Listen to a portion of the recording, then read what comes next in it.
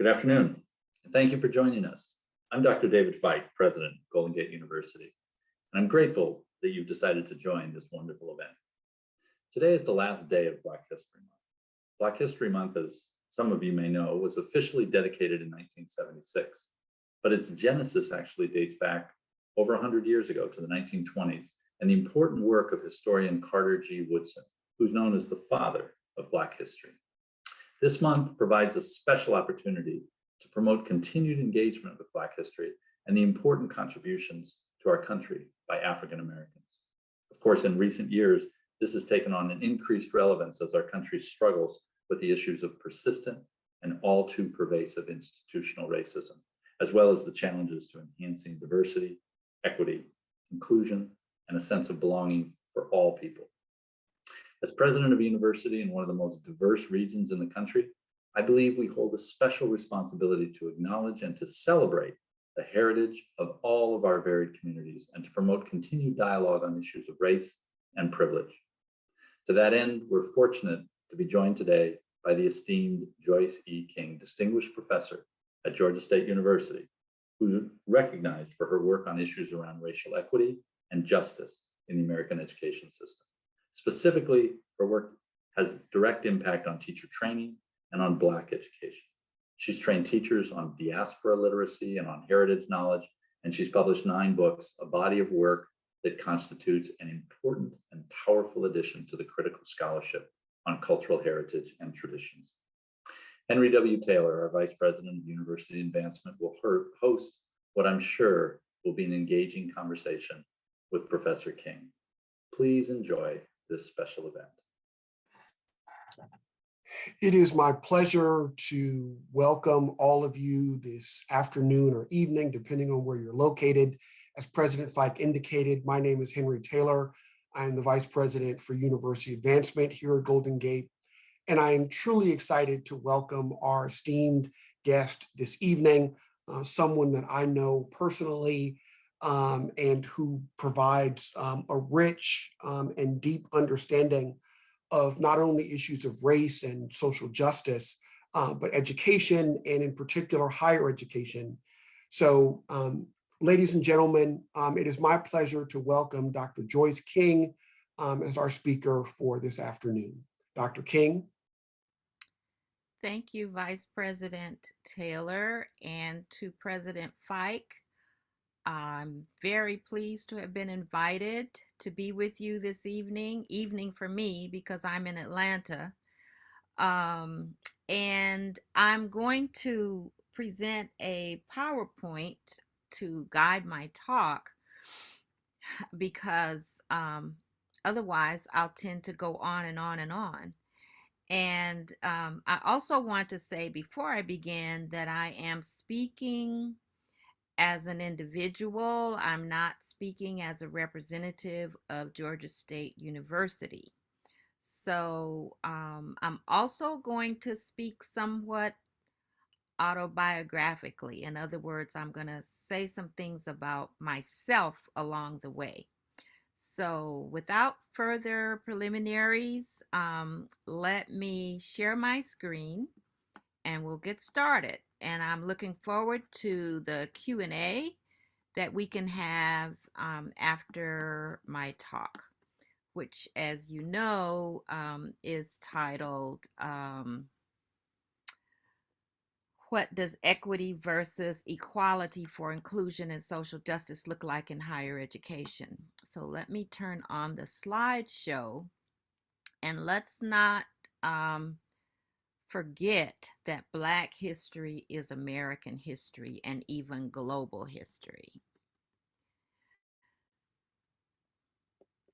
So, as I said, I'm starting autobiographically. This is 1968, and in case you can't recognize me, that red arrow is showing me as a student, an undergraduate in 1968 at Stanford when we were protesting. We took over the mic and we issued 10 demands. And so I come out of an activist tradition as a student. In 1968, we also experienced what you can understand as a paradigm shift in higher education. And this is a book produced by a local Bay Area educator, Kitty Epstein, Changing Academia Forever. Black student leaders analyzed the movement they led. And I was one of those students. Danny Glover, the American actor, film director, and political activist, was also one of these students. And he is quoted in the book saying, "In the Black Student Union, we were able to fundamentally change universities in America. We organized a strike. We worked closely with our communities, and we made a coalition with students of every racial group. This is the kind of organizing we need now to save humanity and the planet." So I'm going to talk a little bit about the moral aspects of this kind of engaged paradigm shift. And some people may think that that's only about the humanities and the social sciences, but I came through education in the 60s when someone like Thomas Kuhn published The Structure of Scientific Revolutions, a landmark in intellectual history. And he said, it has been said that after Kuhn, we can no longer ignore the fact that however powerful science is, it is as flawed as the scientists who do it. And so here's a Gary Larson cartoon. The scientists are looking at their rocket and they say, "It's time we face reality, my friends. We're not exactly rocket scientists." So what we're talking about here is not just Black History or Black History Month, but the Black Studies knowledge revolution for human freedom. You may have seen this illustration of equity as compared to equality. And that prompted me to ask this question: what does equity versus equality as inclusion and social justice look like? And I'm going to give some examples of that. And I'm going to talk about what's happening in other parts of the country that I'd like for you to be aware of. Are we going from banning ideas to banning books to silencing teachers and professors? Morally engaged research for human freedom, knowledge for inclusion and social justice. That's what I've been involved in.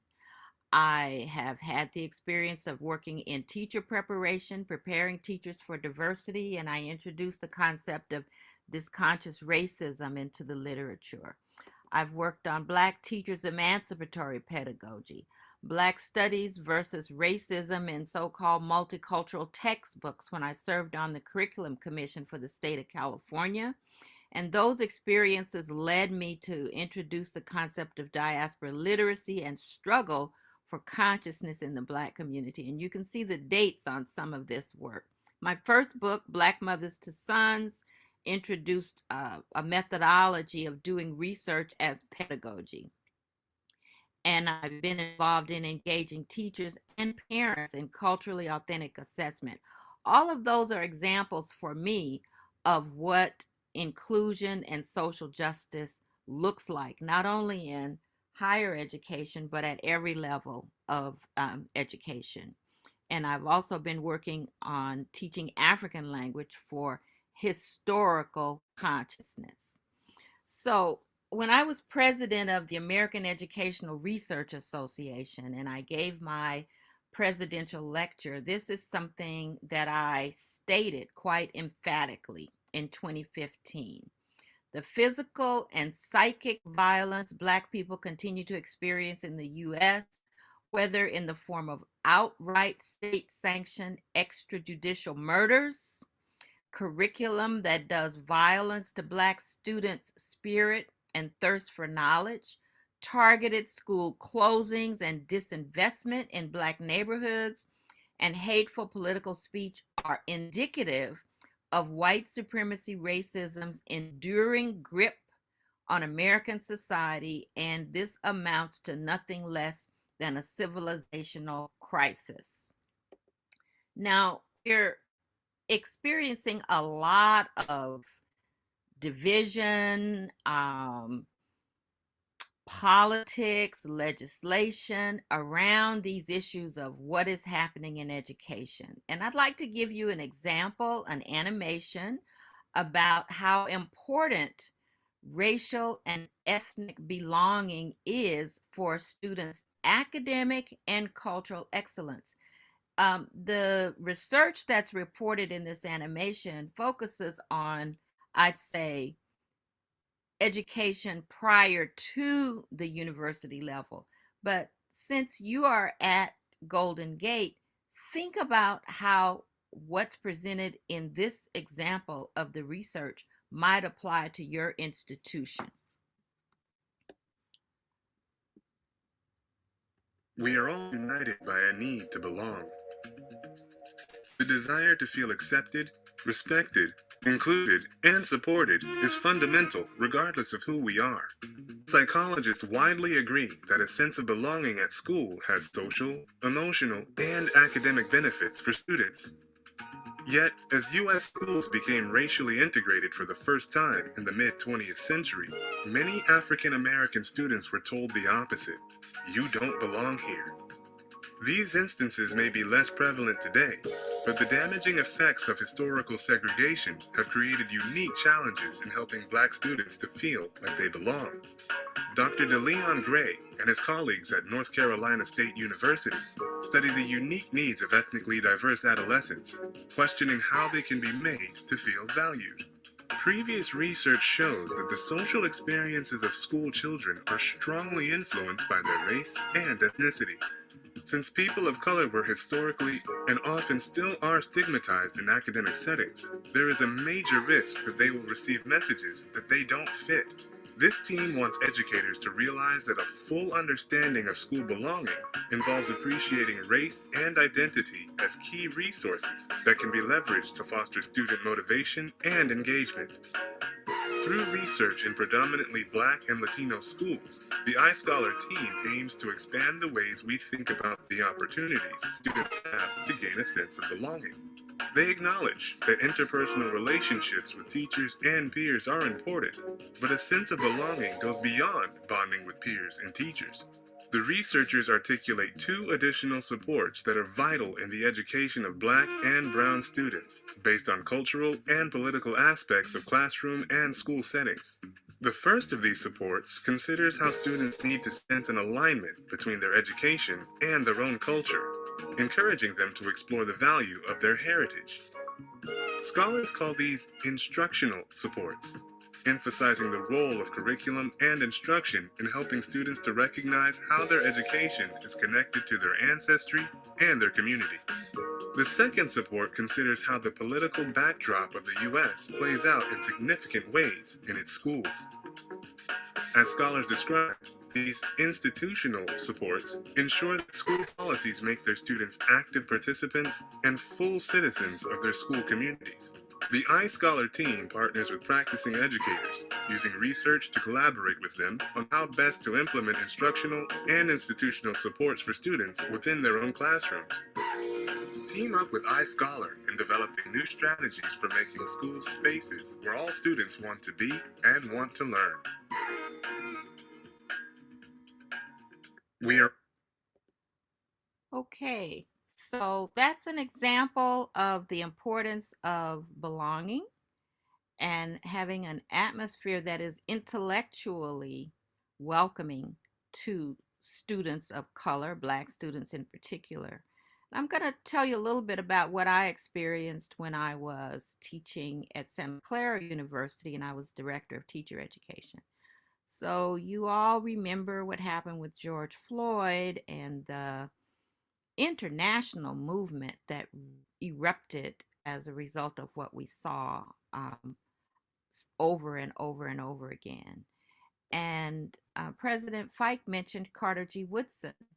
Woodson said there would never have been any lynching in the street if it did not first take place in the classroom. And he wrote that in the 1930s in his classic text, Miseducation of the Negro. Well, when I was teaching at Santa Clara University, preparing teachers for diversity, many of my students said, Oh, Dr. King, we don't need to know about all of this culture and history stuff. All we need is some classroom management strategies. And so I said to my students, oh, because they told me racism and prejudice is just human nature. So compare that to what Carter G. Woodson had said. There would never have been any lynching if it did not first take place in the classroom. So we're talking about what is wrong with our education. So I said to my students, well, if all we need is classroom management, and if racism and prejudice is just human nature, we should just go home. Because what you're telling me is something like the George Clinton Parliament funkadelic theory of human nature. And George Clinton had a song, if you're my age, you might remember, Why Must I Feel Like That? Why Must I Chase the Cat? And the rest of the song is, It's Just a Dog in Me. That's what we're talking about when we say human nature. So that led me down the path of the kind of morally engaged research and educational practice that I'm talking with you about tonight. Compare my approach and the work that many others who share my perspective are doing compared to what is now happening in Georgia and many other places around the country.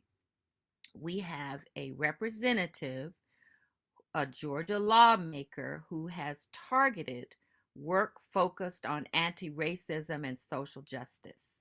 And I'm going to give you some details about how this representative has targeted work on anti-racism and social justice in such a way that it has caused a chill among faculty members in the state of Georgia, where we have more than 26 institutions of higher education.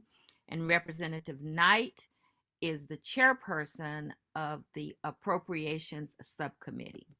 So on February 4th, this representative sent a request to the chancellor, actually the interim chancellor. We're expecting to get a new chancellor very soon. And the request for information says, for the past 5 years, identify any increase in spending, identify all individuals primarily responsible for and all institutionally funded or supported speakers, professional development, co-curriculum programming, and other initiatives that relate to advancing, advocating, or supporting groups based on race and racial identity. Now, remember the research report that you just saw about the importance of belonging and identity. So the representative is asking for all of the higher education institutions in Georgia to provide information on programs related to race or racial identity, gender, sexual orientation or identity, ethnicity, advantage or privilege, social justice, social advocacy or activism, diversity, equity and inclusion, implicit bias or unconscious bias. Provide information about advocacy for or promotion of social justice, practices identified as racist or anti-racist, and provide information about advocacy for or promotion of anti-racism. And the request goes on to say, we've been informed that these efforts in practice often result in inappropriate, possibly illegal misuse of state resources. The request that was sent to the chancellor of the Georgia system asked for any studies of best-selling authors Ibram Kendi or Emory University professor Carol Anderson. And these are their two books, How to Be an Anti-Racist and The Unspoken Truth of Our Racial Divide. And the title of Anderson's book is White Rage. The request for information went on. Within the last 5 academic years, please identify any initiatives within USG institutions to assist faculty, other instructors, or staff incorporate, infuse, or integrate diversity, equity, inclusion, social justice, structural or institutional racism or inequity and or institutional racism within course curricula, syllabi, or instructional materials. And the information request continues. For each University System of Georgia institution, in the last 3 years, identify all instances in which the term equality was removed from institutional publications and the term equity was substituted. In the past 2 years, identify all institutional publications and materials in which the term anti-racist was used. Now, this was the request that was received from the February 4th letter. More information. Within the last 2 years, please identify any requirements within USG institutions that employees, as a condition of hiring, tenure, promotion, or other evaluation, retention, or advancement, to provide evidence of, to address or include incorporating, infusing, or integrating diversity, equity, inclusion, social justice, anti-racism, and or unconscious bias into performing their duties. Has the incorporation of any of the above resulted in modification of curricular requirements, tests, and student evaluation? So this February 4th request sent a chill throughout our system. The request asked for so much information that there was some pushback from administration, and then the request was modified on February 16th. This letter replaced Representative Knight's earlier request. It says, I'm particularly interested in learning more about university-sponsored programs, offices, and staff focus on diversity, equity, and inclusion efforts. I'm also interested in understanding the role these efforts play in hiring decisions or requirements, as well as in training and promotion requirements of university personnel. So the request was modified, but the focus remained on all of those issues that I showed you previously. So here's the sort of punchline for my talk.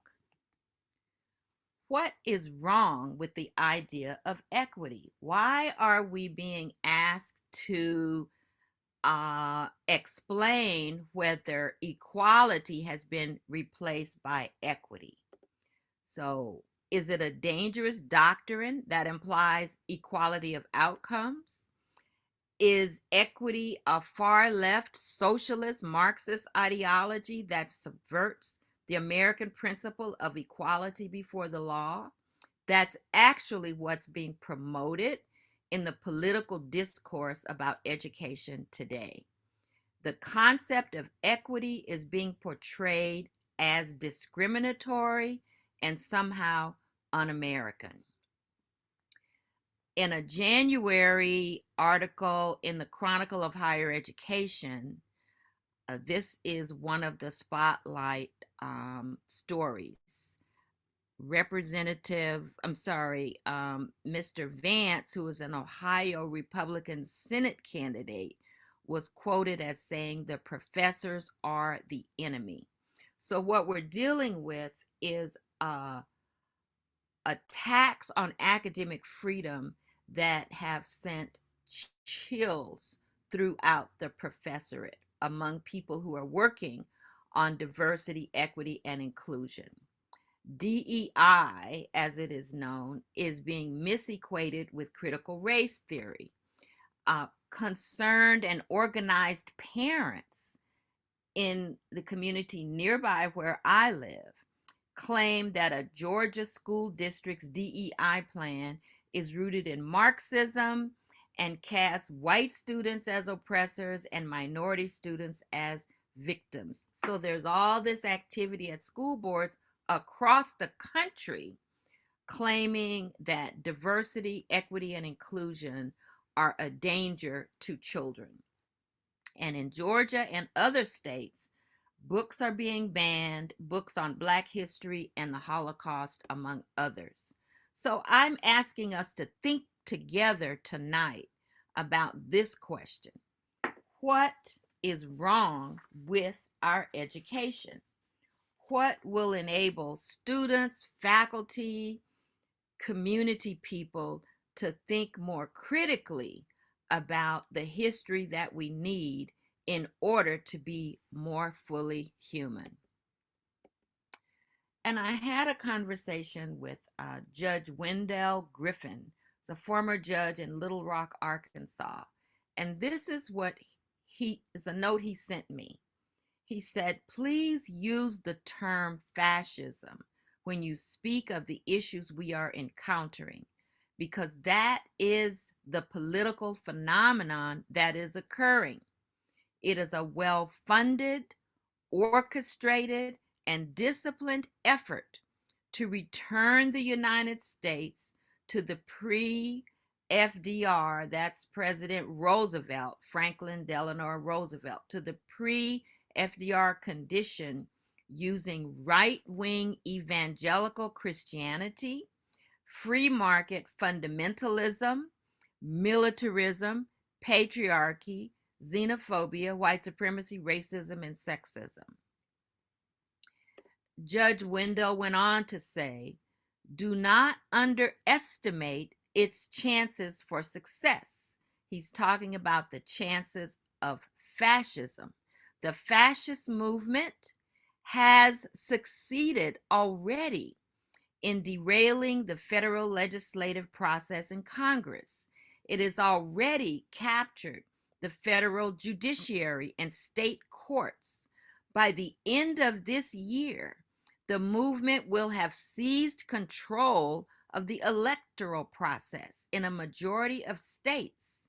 The effort to dictate what can be taught in public schools is a part of the overall effort to undermine public education. Judge Griffen's book is titled The Fierce Urgency of Prophetic Hope, and he recommends The Source of Self-Regard by Toni Morrison, page 15, if you haven't read it. He recommends Christians Against Christianity, How Right-Wing Evangelicals Are Destroying Our Nation and Our Faith by O. Hendricks. And I recommend that you read On Tyranny, 20 Lessons from the 20th Century by T. Snyder. This is a kind of scary proposition, but this is what many of us in education who are dedicated to equity, diversity, and inclusion, this is what we are confronting. So, not to be too pessimistic, I want to share with you the resistance inspiration that I hold dear. And this first example is from the Jewish tradition. It is not your responsibility to finish the work. You are free to, but you are not free to desist from it either. Let me say that again. It is not your responsibility to finish the work, but you are not free to desist from it either.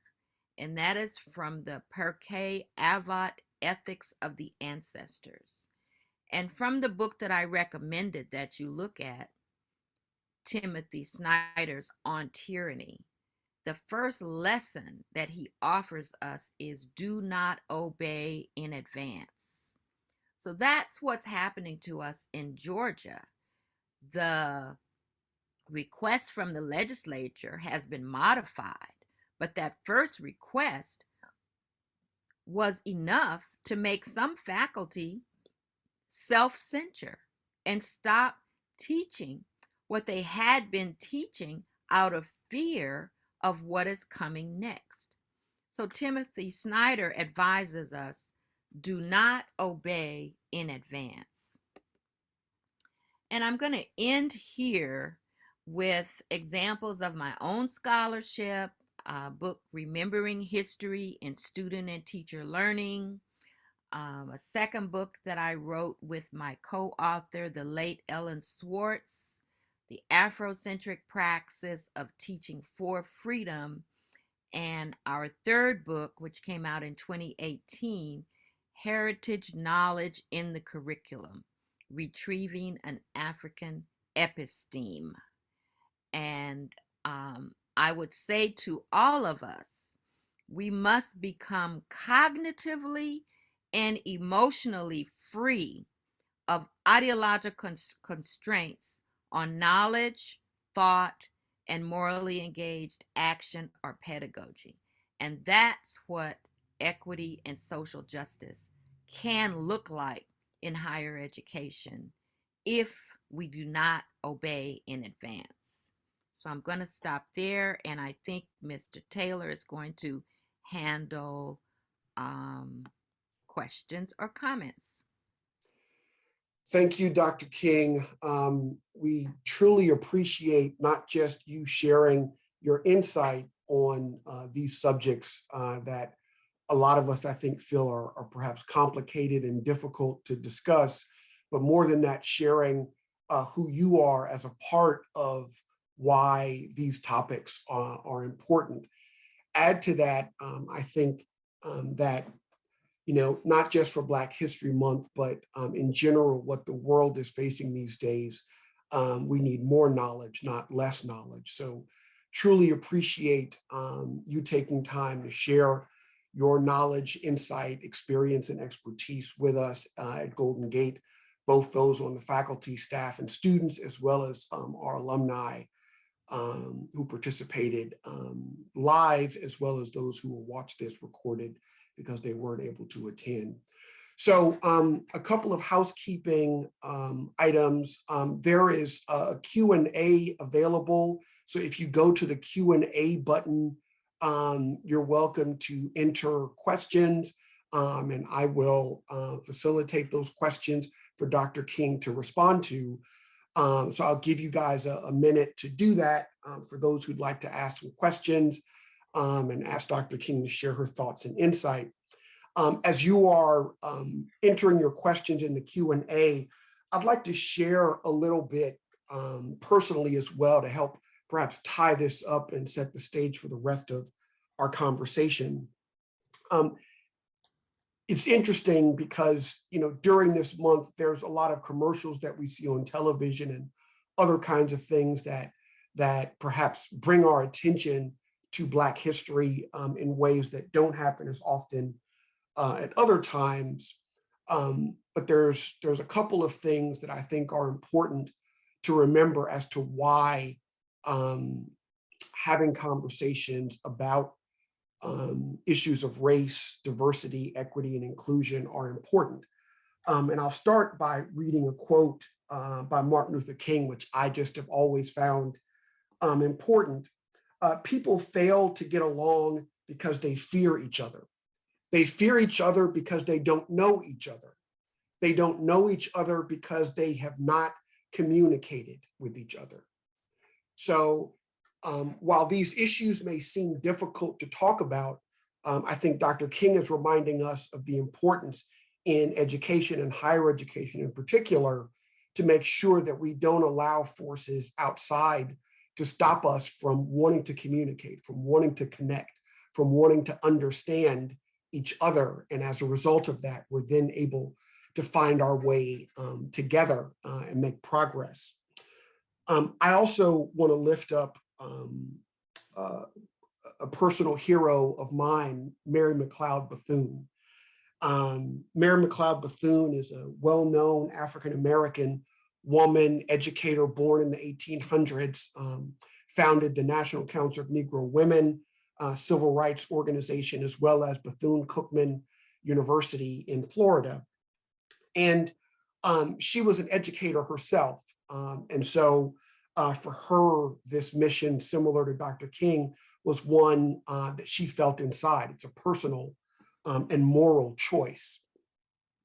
So Mayor McLeod Bethune shares, the progress of the world will call for the best that all of us have to give. The pandemic, I think, has taught us that all of us have to find ways to contribute to progress that the world needs. And so that quote, I think, is particularly powerful as we think about not just Black History Month, but more importantly, the role of education and what that requires of each of us. And finally, perhaps her most famous quote, I leave you love. I leave you hope. I leave you the challenge of developing confidence in one another. I leave you respect for the use of power. I leave you faith. I leave you racial dignity. And again, those powerful and profound words, I hope, remind all of us that knowledge, communication, getting to know each other is what enables all of us to make progress. So diversity, equity, and inclusion are not about tearing people apart, but instead they're about ensuring that we're lifting everyone up, what's important to them, their understanding of themselves, their history, helps us all lift and make progress. So with that, we have some questions in the Q&A. Dr. King, I am going to facilitate these. So from Jeremiah Sims, the pictographic representation of equality versus equity is insufficient in that it does not account for the racialized capitalism that the stadium superstructure represents. The issue is not the fence. The issue is the folks in the luxury boxes. How do you speak to and or explain to teachers the intersection of race and racialized capitalism as a tool to better understand inequity? Well, that's a question that is very important, and it could take us all night to deal with that. I thank you for the question, Jeremiah. Um, if I switch to my teaching mode and how I teach in the classroom, um, when I was at Santa Clara, I didn't have students of color. My students were well-meaning white women who kind of had a missionary outlook. They were going to really love the children. Not much criticality going on there. So I learned over the years, I've been teaching now for 50 years. I learned over the years that it's important to create a context where, as I say to my students today, we're not looking for villains. We want to understand how the system works. So, with your example, um, the issue is not the fence. The issue is the folks in the luxury boxes that accrued surplus value off the backs of Black and brown people. How do you speak to and or explain to teachers the intersection of race and racialized capitalism as a tool to better understand inequity? So I actually start not with race as we understand it in our contemporary world, but I go back to Europe when there were no Black people in the scene and help my students understand how oppression works, no matter who the people are that are involved. And in that way, my students can not get hung up on just a black white question, but how does a system of oppression that generates surplus value anywhere entail continuing inequity? And here's an example, a tool that I would suggest for you to consider. There's a movie right now on Netflix. It's called Black 47. It's a Hollywood representation of what happened to the Irish people in Ireland when they were colonized by the British. So we're not looking at the fence and the baseball game, but we're looking at another historical period, another group of people, and examples of exactly what your question focuses on, the accumulation of surplus value through the oppression of one group by another. And when we can look at how the system of oppression works, that frees us up cognitively and emotionally to take a closer look at how it's working here today. So I recommend the film Black 47. It's a Hollywood representation, but a very important deep dive into what happened to the Irish in Ireland before they immigrated to the United States to participate in the oppression of Black people. So we kind of have to deconstruct the system and make it accessible for whoever's in the classroom so that we don't get distracted by representations of race and identity that are already distorted by the miseducation that we've experienced. I hope I've answered your question. If I haven't been clear, I recommend that you read some of the things that I've published. I have an article in the International Journal of Qualitative Studies in Education, and the title is Who Will Make America Great Again? Black People, of course. And I detail exactly how I teach to answer that question. Great. Thank you, Dr. King. So we have another question here. Thank you for your comments this evening. They were very insightful. My question, in your view, what are the reasons for the resistance to the concept of equity? And what do you think is the end game? Well, I showed the George Floyd slide, and I agree with the analysis that says what we're dealing with now is sort of a backlash to what happened after the murder of George Floyd was seen live and in living color, and white students, white people, corporate folks, there was such an outpouring of recognition of this injustice. And so you have young white people joining in the protests. And then after that, you have the politicians and the conservative educators shutting down education that would reveal more of our history. So the short answer is we're dealing with these distortions or these ideological positions as a result of propaganda to muddy the water and to make people afraid of quote unquote change. So that's my reading of why we're dealing with this.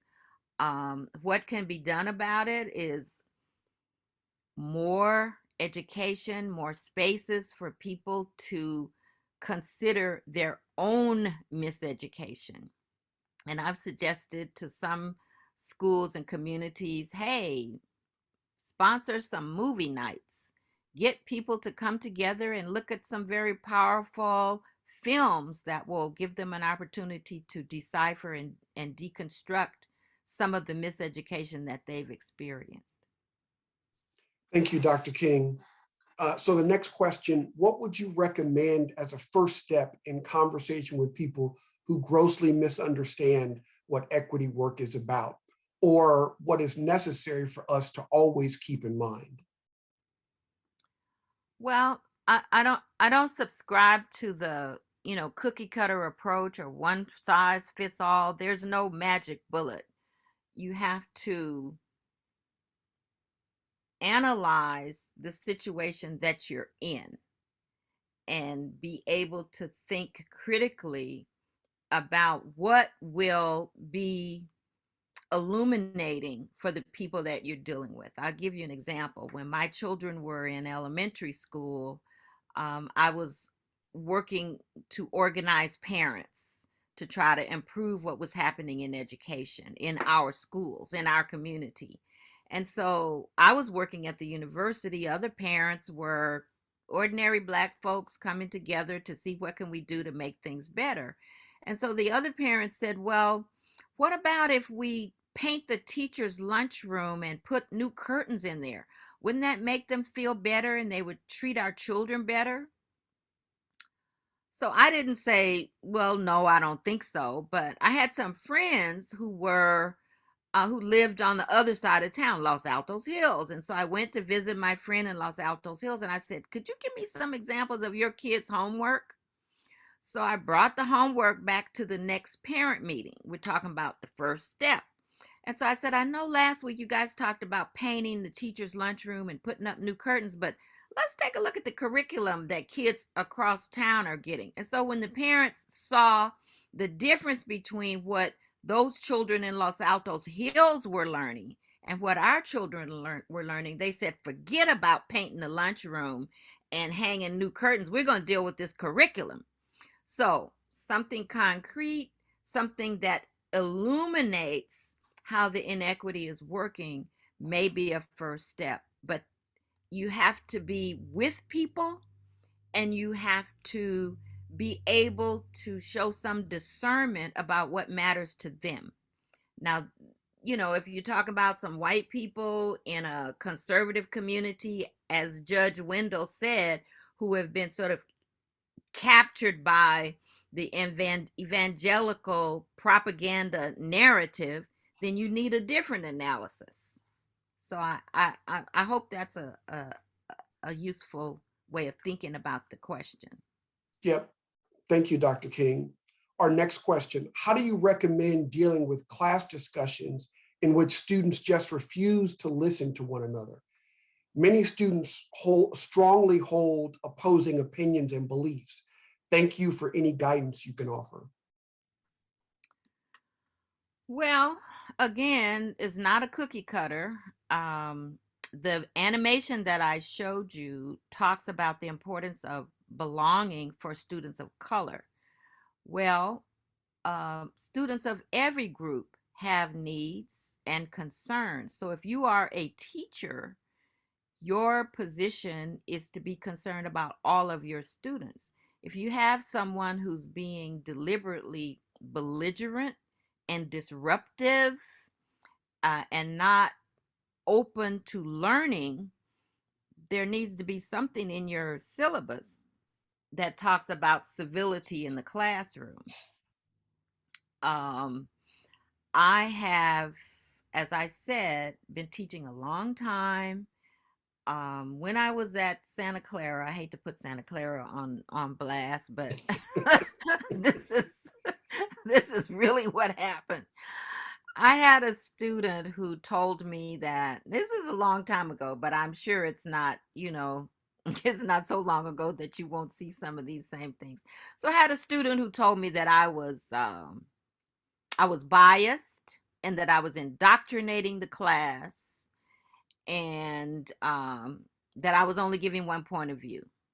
So I ordered materials from the Heritage Foundation, a conservative think tank, and I brought the materials to class so that we could read together what this other point of view had to say. And this particular student was a member of I'm dating myself, but the Jim and Tammy Faye Baker Assembly of God congregation. So, she was really deeply into a different point of view.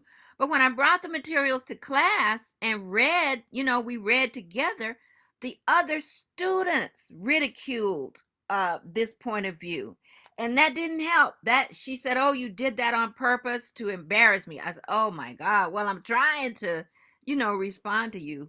But she ended up going to the dean She took all of my textbooks that I'd ordered and took them to the dean and said to the dean that I had caused her to almost have a nervous breakdown and that I was this bad person. So there really wasn't much I could do beyond just try to assure her and the class that I didn't have any personal animosity against her.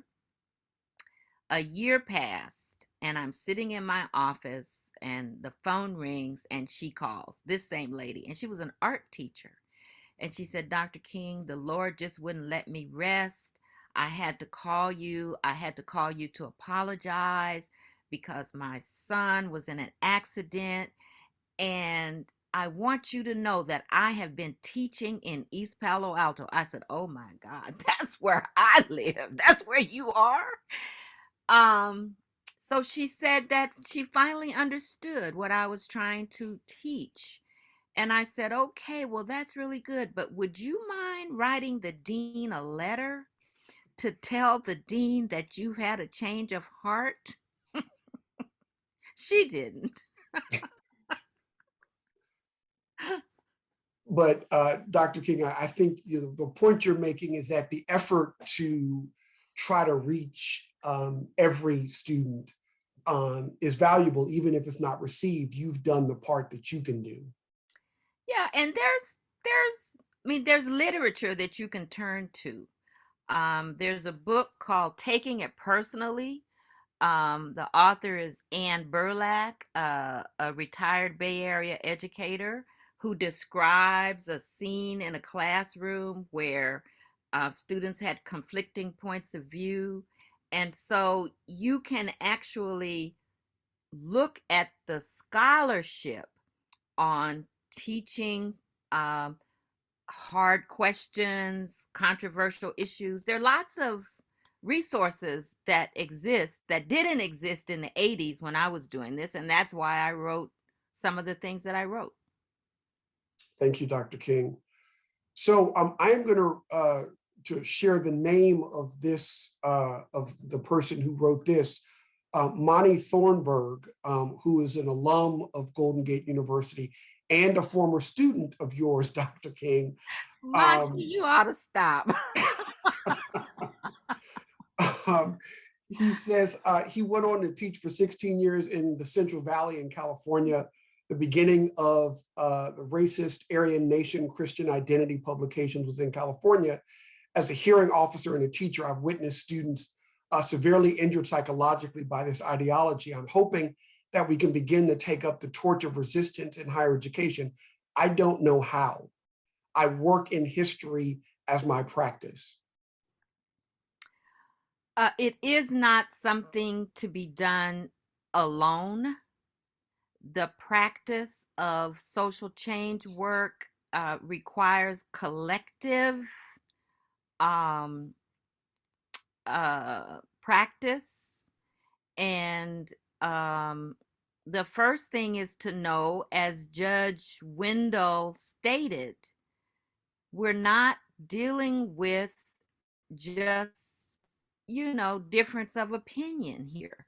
We're dealing with a well-funded, well-organized program designed to turn the clock back. And so that means we need to be organized. We need to be communicating. We need to be sharing what works. And we can turn to research. And Monty, the work that you're doing on recovering the legacy of elders in the civil rights movement, that's invaluable. There's a role for people of all backgrounds to work together and share strategies. So there's, as I said, it's not a silver bullet. It's not a one size fits all. We have to have the capacity to analyze where we are, what is happening, and what might be a step-by-step process in this circumstance. If you're teaching high school or elementary school, you have a circumstance there. You've got a board, you've got a hierarchy. If you're teaching in the university, that's another setting. If you're teaching in the state of Georgia right now, that's a different circumstance. And so I just encourage you to be inspired by the moral obligation to be fully human and not be afraid, and know that this is not the first time and it won't be the last. Thank you, Dr. King. I'm also going to mention the name of this next commenter, Danny Fortson, Golden Gate University's Chief Information Officer, wanted to share a statement. I am humbled and honored to have you visit with our university. This topic is very difficult to many. That being said, as a person of color, it is very difficult navigating through a world where success requires an effort not shared by all. It is my hope that everyone continues to have these types of discussions until such time as we live together both equal and equitably. I don't know if you want to respond to that, Dr. King. Well, thank you, Danny. I'm very encouraged by your comment. It reminds me of something else Carter G. Woodson wrote in the 1930s. We're talking about 100 years ago. He said that we shouldn't be celebrating that we're graduating more students today than we did in 1865. For if their education is of the wrong kind, they will be a danger to the race. So we have to think about what kind of education do we need in order to be more fully human, whoever we are. And that's why I asked the question, what is wrong with our education? These are difficult topics. My teaching experience tells me that sometimes I come at it from a different position to end up where I want to be. The last class I taught at Georgia State, I teach in the Department of Educational Policy Studies. My students are PhD students, master's students. The last class I taught online, I had African American students, I had African immigrant students, I had 3 Latina students, one from El Salvador, one Puerto Rican in the Bronx, and another one Mexican American. I had a Vietnamese immigrant student who is now a teacher of physics. I had the rainbow. But the class atmosphere was such that we could all delve in wherever that person was and then make a connection to something that was meaningful in order to choose how to be an educator that would make more equity and more justice possible.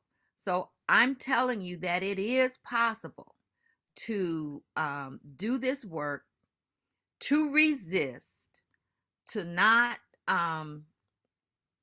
obey in advance.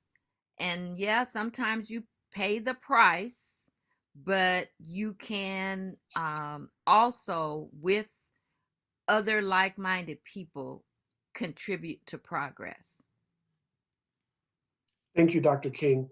I'm going to continue reading some questions, but I was just reminded there is a poll question that we'd like everyone to respond to, confirming whether you're a student, a faculty member, et cetera. So Audrey, please go ahead and send that out now.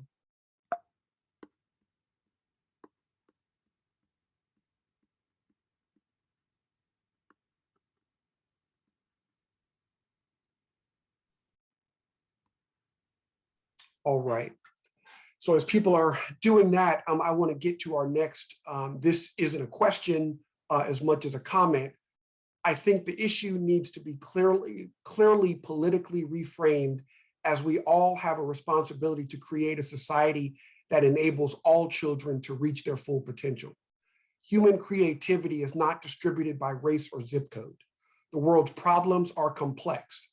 We all win when all children reach their full potential, and we all lose when they do not. Equity is a tool to achieve that, and we really need everyone to achieve their full potential. Again, Dr. King, that wasn't a question, but you may want to respond to that. Well, the reality is that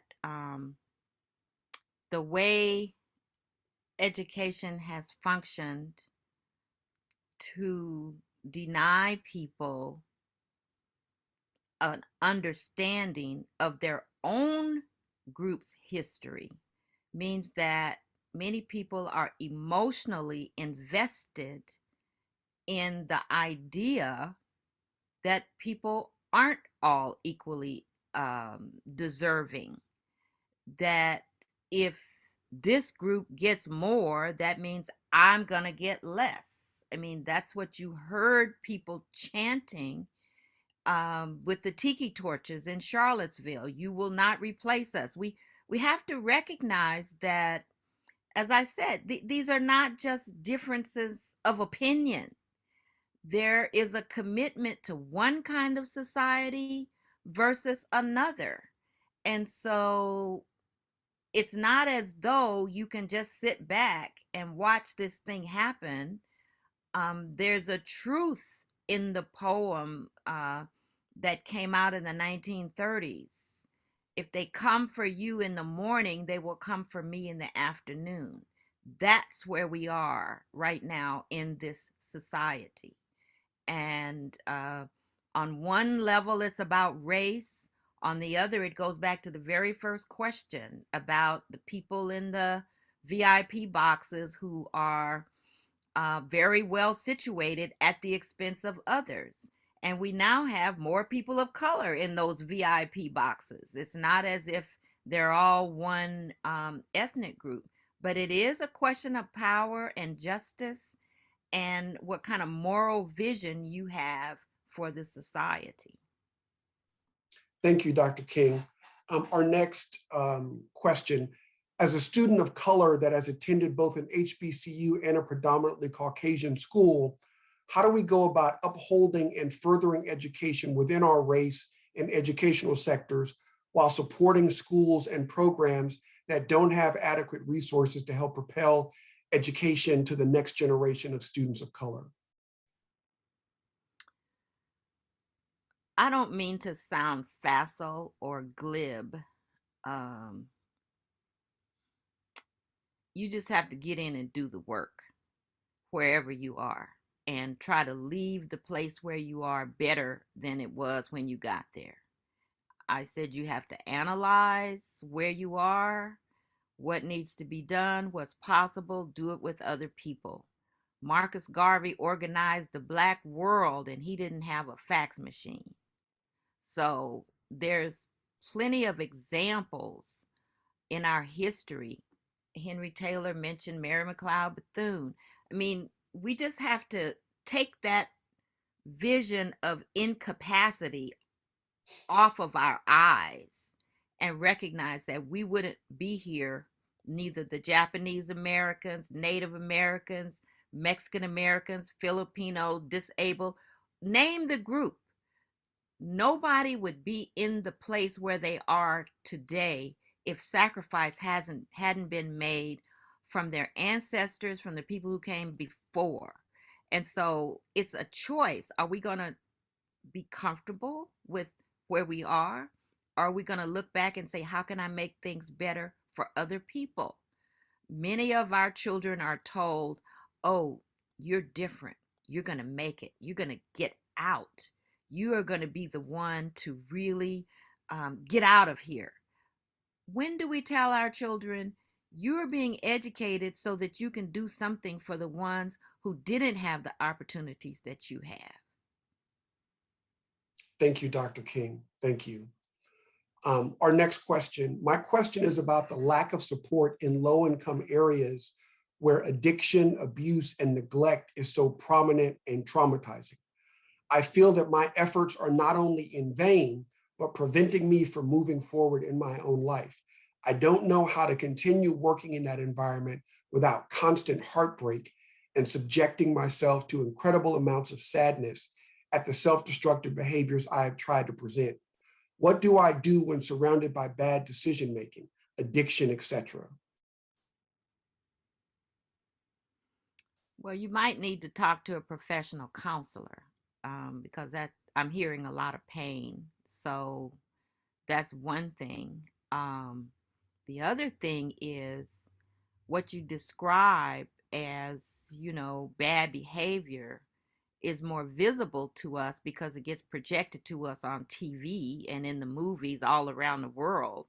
But those people in the VIP boxes that's got all the money, don't ever forget that there's trauma and injustice and pain going on right there too. So there's no place to run to. Wherever you go, you will be confronted with the choice of how can you continue to answer the call on your heart. If you need to take a break, take a break, but don't attribute it to the people who are suffering, because that suffering has an origin, it has a reason, it has a systemic explanation. So work at the level where you feel most comfortable and most effective, and recognize that you are just part of a process and it isn't just you. It's not resting just on you. That's why I said it's a collective effort. I'm going to take just a minute, Mr. Taylor, to give an example of my own Please. story. When I served on the Curriculum Commission for the state of California, and I was involved in a huge fight over textbooks, I started having these strange symptoms. I had vertigo. In order to teach my class, I had to stand and hold the chalk tray because the room was spinning too much. And I went to the doctor. The doctor says, "Oh, it's stress." I said, "I don't have stress." But it was debilitating. And I was getting ready to resign my position because I was sick. And a Native American woman who was on the commission, who didn't look Native American, she was a sixth grade teacher.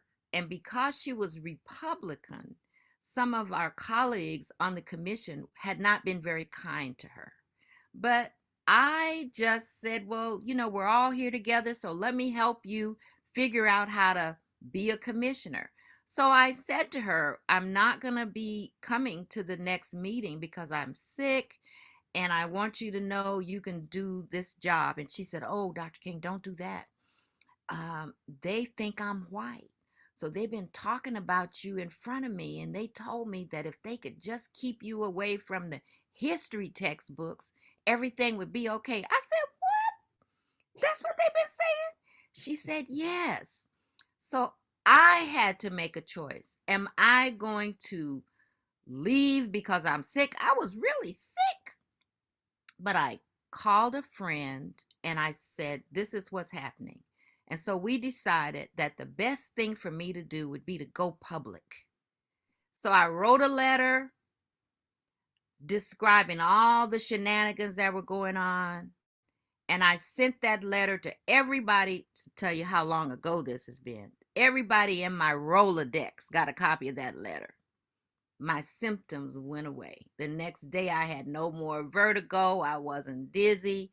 And I went back and finished the job. And then I published an article about all that was going on and wrote a book about it. So there's different ways that you can be yourself and resist.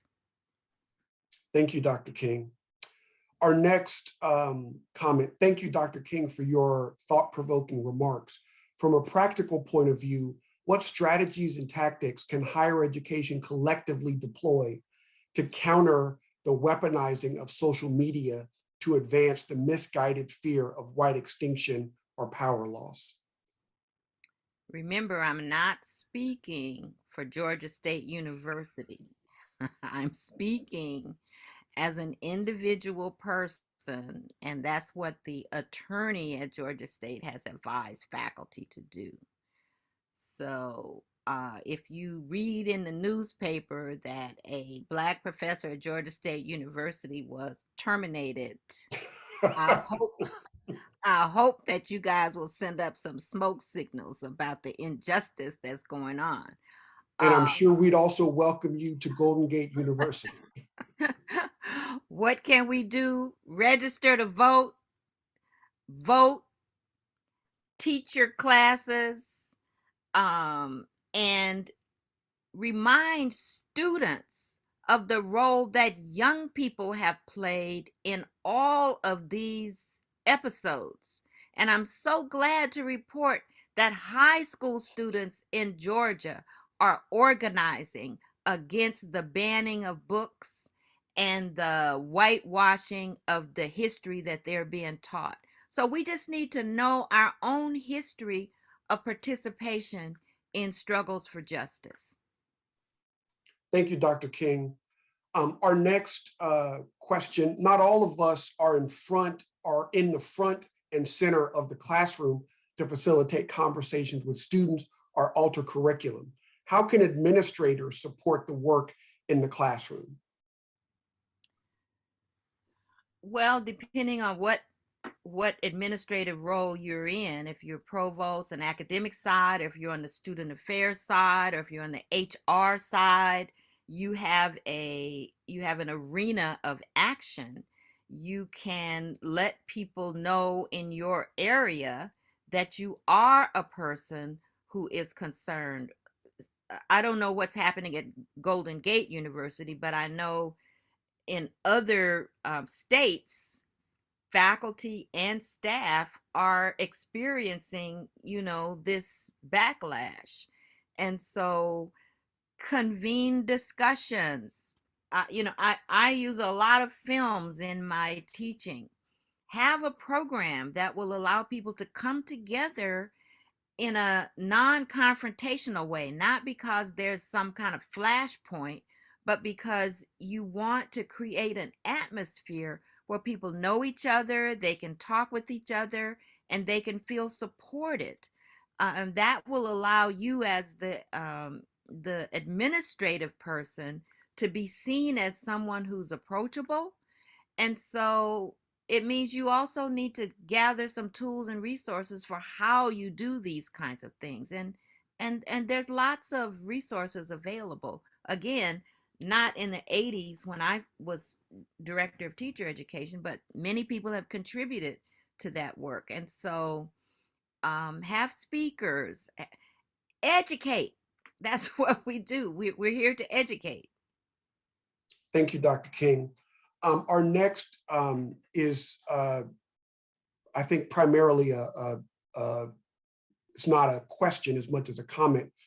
Well, I guess perhaps there's a question in here.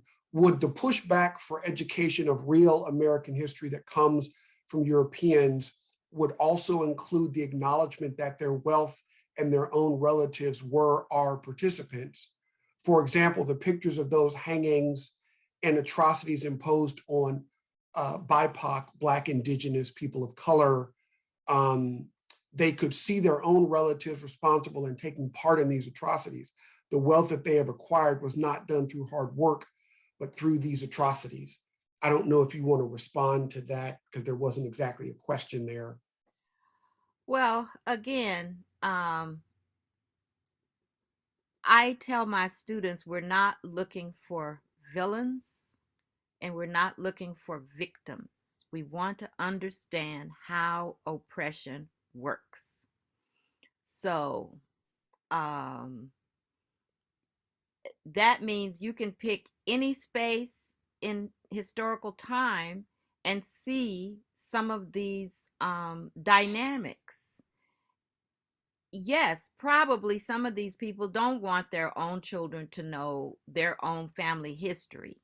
But, somebody mentioned social media. This is the technology age. Ban a book, the kids will find some kind of way to get it online, So it's it's not so much what's presented to us. It's more like a distraction. All of this whole request for information, imagine the time that it took for people to try to respond to this really huge request for information. So that takes you off of other things that you could be doing. It disturbs you. It makes you frightened. It gives you you know, it's a distraction.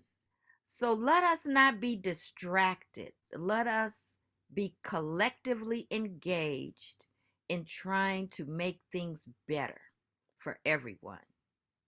Thank you, Dr. King. We've got 11 minutes left, so I'm going to try to get through these last questions. Next, do you have an idea of what the Georgia politician was looking for by their information request? In other words, what was motivating the quest? Well, the statement in the letter was that as the chairperson of the appropriations subcommittee, the request was to make sure that funding was being properly stewarded in the state of Georgia, that we want to make sure that our resources are being used properly, that we are not doing anything illegal, and that we want our students to succeed. That's what was stated. The impact of the request, as I said, was to frighten people, to have faculty self-censor, say, well, maybe I better not teach this because somebody may think that I have broken some rule. And so then you end up imposing all of these restrictions on yourself. That's how totalitarianism works. And then you begin to report your neighbor because you want to be seen as a good person. So I have mentioned to several people that it's worth looking at what was happening in the 1930s in Europe, or the McCarthy period in the 1950s here in the United States. Had that conversation with a younger faculty member, and she said, could you give me something to read about the McCarthy period? I don't know anything about that. Thank you, Dr. King. Our next question, what are your thoughts in terms of equitable and equality in education being such that educators set the example of replacing terms like African American, Afro-American, or Black American with Americans who happen to be Black? Using color or ethnicity to describe an American when not used for white Americans seems to me to perpetuate the idea that non-white Americans are less than equal. Additionally, more focus on the fact that America was built and became the world power due to the forced labor from Black people and should be respected. I have to admit, the question evades me. I can't quite follow the logic. I'm not sure what is being asked. So I think the point, as I'm reading this, is what are your thoughts about the language being used these days to describe various ethnic groups? Like at one point it was Black, and then Afro-American, African American, and now there seems to be a push perhaps to say, well, these are Americans who happen to be Black, or these are Americans who happen to be Jewish or Japanese. And but the potential impact of that might be that it once again reinforces a difference, particularly as it relates to white Americans and not being seen as a color. Well, my students have a joke about me. They all say, if you ask Dr. King a question, she's going to give you a book to read. So, I'm going to suggest that the questioner read a book or go online and look up work by Jacqueline Battalora, Battalora, Jacqueline Battalora. And her book is called The Birth of a White Nation. She's an attorney who is originally from Scotland, and she's analyzed, I think, many issues related to identity and how whiteness came into being historically, because the people we call white today were not always known as white. And there is no one self understanding for African Americans. I call myself an African in America. I identify with my African heritage. Everybody doesn't. So I'm not promoting a singular point of view, but what I am suggesting is that we can all spend some time learning more about the history of these dynamics. So read Jacqueline Batalora or go watch the movie Black 47. It's not about Black people.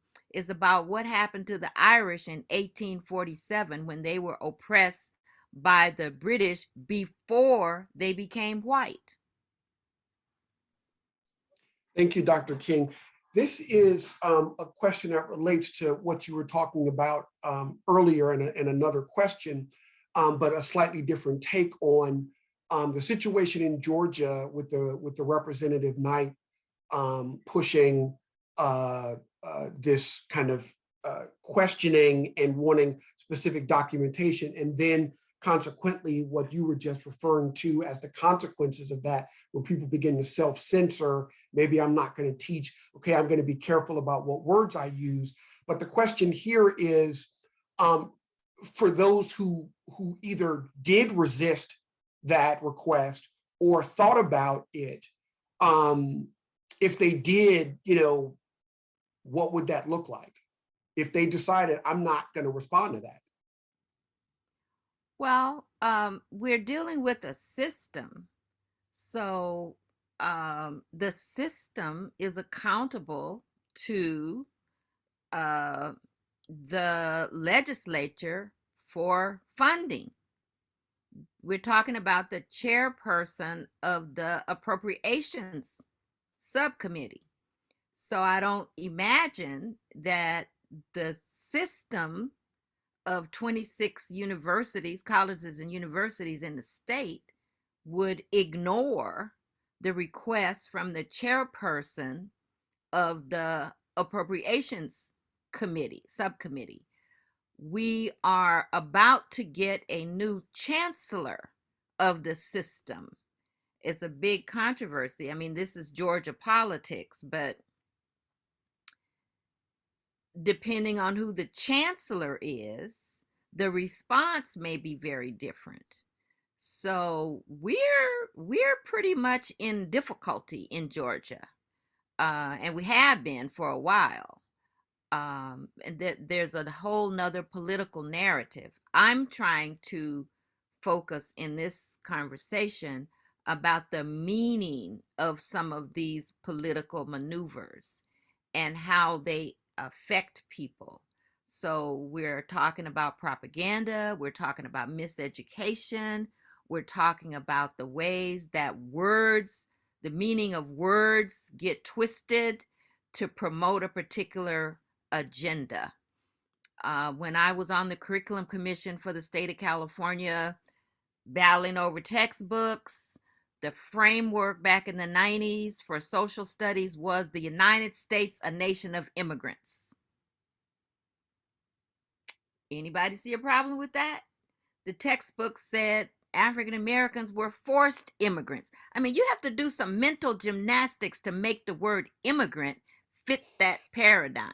So I'm just suggesting opportunities for critical thinking about the way words and concepts are used and the way in which they're used to strike fear in our hearts so that we obey in advance before a request is even made. Dr. King, I'm going to try to squeeze in 3 last questions here. One is, how do you see the change in education as you look backwards from, say, the civil rights era through today around these issues of race social justice and how we talk about them or the role they've played in how educations continue to evolve? What we're really dealing with is the planned dissolution of public education. That's another conversation. I have a book for you, Schoolhouse Burning. Get the book Schoolhouse Burning, or Nancy McLean's book, Democracy in Chains. I'll say it again, Democracy in Chains, like slave chains, or Schoolhouse Burning. Either one of those books will tell you that what we're dealing with is not the evolution of education, but we're dealing with a campaign that goes back many decades to shut down public education, and it goes hand in hand with the suppression of the vote. And that is not a new problem in the United States, but is where we are today. So if we're going to fight for public education and the right for people to be educated so that they can be citizens, we have to recognize, as Judge Wendell said, we're dealing with a fascist program. Thank you, Dr. King. I'm going to paraphrase this question because it's long. I am very concerned by those who want to silence the authentic discussions of race and equity where our children are concerned. So my question to you, Dr. King, as a mother of 3 young Black boys, a husband to a Black man, and a self-proclaimed teacher, teller of the truth, how concerned are we supposed to be with white fragility when in pursuit of equitable generational cachet for all about America's current status? Well, short answer, Black Lives Matter. These are really life and death matters. And while we're having this genteel conversation about education, our country has been involved in many other parts of the world in proxy wars. You know, there's a lot of people dead in our name. So the obligation, the moral obligation, is to get educated and to know what is really going on. I don't want to be like, I'm feeling like maybe you all need to have some movie nights or some conversations at Golden Gate to really make a space for some learning and analysis, bring people together, have some conversations, do some reading, do some work on behalf of what education is going to look like at your institution in order to prepare students, to support faculty and administrators in a way that supports your mission. While we're here having this conversation, think about what's happening in Ukraine. Just think about that. I would say to my students who were old enough to remember Star Wars, there's a scene in Star Wars where Darth Vader has the Death Star, right? And he blows a planet out of the universe, just wipes the planet off the face of the universe. And the narrator says, and there was a collective sigh in the universe because all those souls were extinguished. So I'm wondering, where is the collective sigh among us as Americans for all the death and destruction that's happening in front of our eyes, but also beyond what we can see? But we ought to be feeling some concern about it so that it informs the way we educate and do our jobs. Thank you, Dr. King. Our last question. Some feel that cultural studies are in the domain of liberal arts specifically and not business education, let's say. And at Golden Gate, we have not just a school of business, but a school of tax and a school of accounting. How do you think about the ways that diversity, equity, and inclusion can inform business education as well? Um, as an educator, my position is to try to create more space for choice for students to make conscious choices about what they do with their education, not to tell them what they should do, but to give them opportunities to learn about the range of choices. And that's in every field. So W.E.B. Du Bois has an article called Whither, Now, and Why. And it was a graduation or commencement speech that he gave at an HBCU, Whither, Now, and Why. And he looks at every professional opportunity, whether it's dentistry, medicine, business, and he's saying that there's a way for you to be on the side of humanity in this profession, and there's a way for you to be on the side of greed and oppression. So I would say take a look at what you're offering and see if you're giving students the full range of choices for consciousness that is morally informed. Thank you, Dr. King. Let me apologize in advance or now if there were a few questions we didn't get to in the interest of time.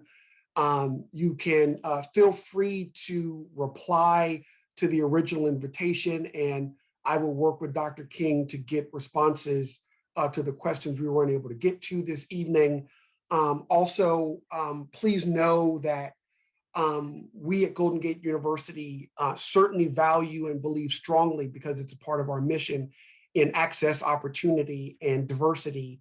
And we want to ensure that the conversation, the interaction, the communication, the engagement is a vital part of what the educational experience is here, because we are preparing students to go out into the world and lead.